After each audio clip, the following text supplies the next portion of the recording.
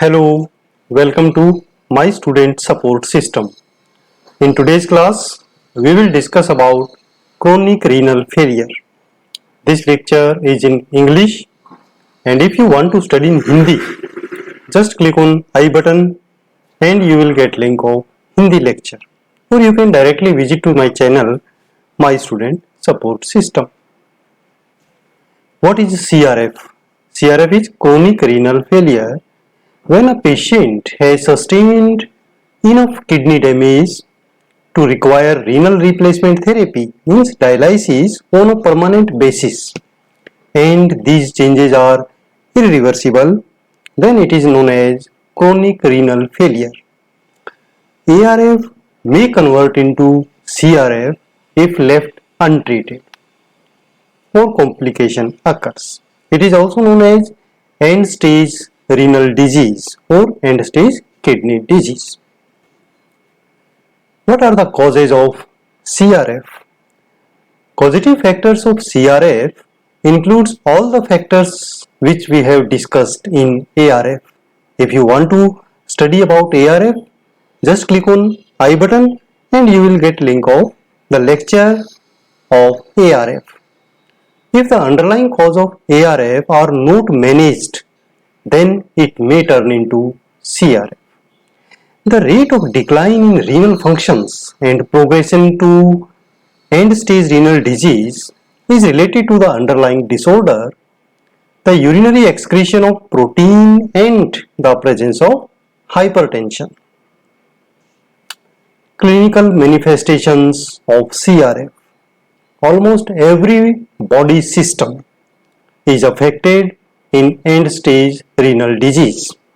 Patients exhibit a number of signs and symptoms such as: number 1, patient complains of severe body ache and discomfort in every part of the body. Restless leg syndrome, where there is pain in the calf muscles, like the client have very tired, and there is even burning sensation in the soul.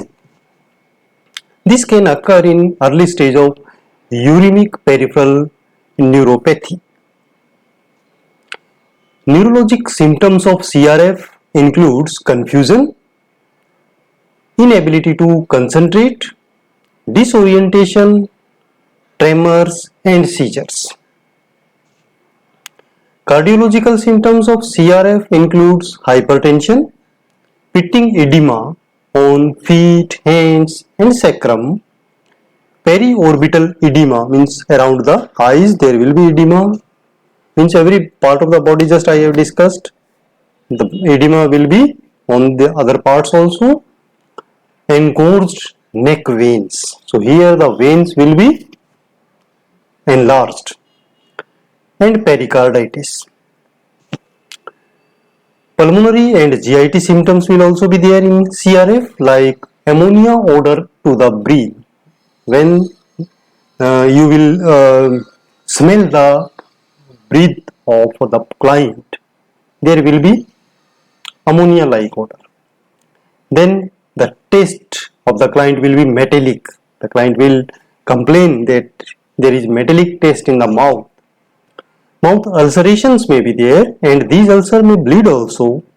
Anorexia, nausea, vomiting, including constipation and diarrhea.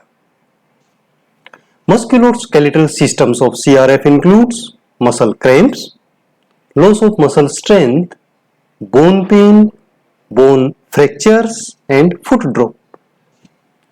Integumentary symptoms of CRF includes grey bronze skin color, dry flaky skin. Pruritus means there is itching on the skin. Ecchymosis may present, thin and brittle nails. How you will diagnose? Number 1, history and physical examination of the client gives suggestion of presence of CRF, and then urine output detail means voiding history is collected from the client. Ultrasonography, urine specific gravity and blood investigations such as serum electrolyte, complete blood count, serum urea creatinine, etc. Treatment. The goal of management of CRF is to maintain kidney function and homeostasis for as long as possible. Medical management is done with the medication and diet therapy. Although dialysis may also be needed to decrease the level of uremic waste products in the blood and to control electrolyte balance. Hyperphosphatemia and hypocalcemia are treated with the binders such as calcium carbonate and calcium acetate.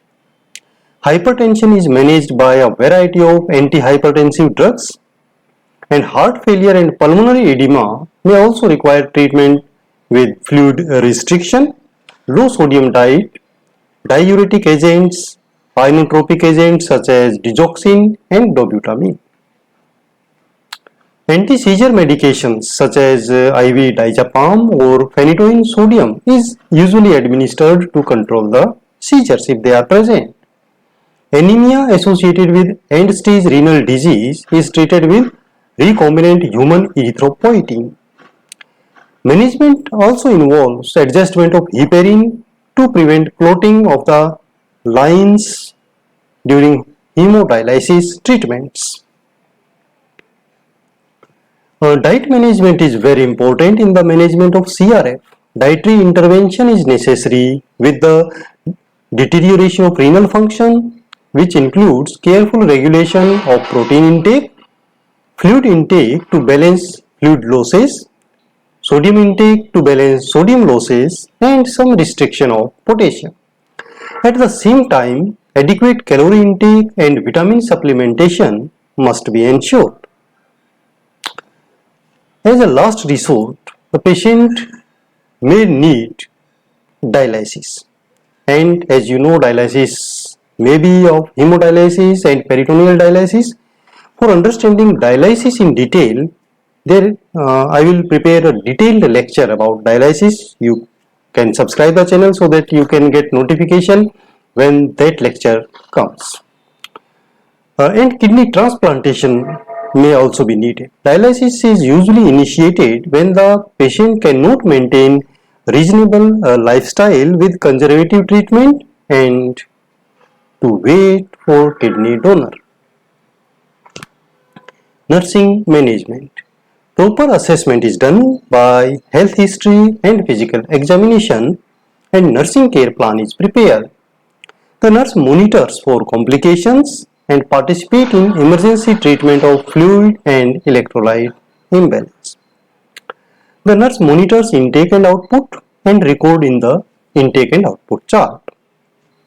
The nurse also assesses the patient's progress and response to treatment and provide physical and emotional support. The nurse prepares for IV fluid therapy as per prescription along with electrolyte replacement. The nurse keeps family members informed about the patient's condition, help them to understand the treatment and provide psychological support. It is extremely important to provide explanation and information to the patient and family concerning end-stage renal disease, treatment options available and potential complications. Fever and infection, both which increase the metabolic rate and catabolism, are prevented and treated promptly as and when needed. The nurse monitors pulmonary functions and the patient is assisted to turn deep breathing and coughing exercises to prevent atelectasis and respiratory tract infections. The skin may be dry and flaky or susceptible to breakdown as a result of edema. Therefore, proper skin care is very important, such as bathing the patient with cold water, frequent positioning changing, and keeping the skin clean and well moisturized. The nurse monitors cardiac functions, especially hypertension. Medicines are given on time to control blood pressure. The nurse provides health education regarding diet therapy as prescribed and provide health education and reinforcement while monitoring the client's progress and compliance with the treatment regime and home care. During discharge planning, the patient and family should be explained about danger signs of worsening, the signs and symptoms of CRF, and report to healthcare providers such as nausea, vomiting, change in usual urine output, ammonia, odor of the breath, muscle weakness, diarrhea, abdominal cramps, clotted fistula or graft, infection, especially during the hemodialysis treatment.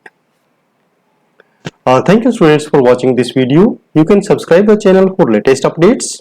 You can like Facebook page, and for making your notes, do not forget to visit mynursingstudents.blogspot.com. You can follow me on Twitter, Instagram, and join Facebook group Nursing Notes. Thank you. Have a nice day.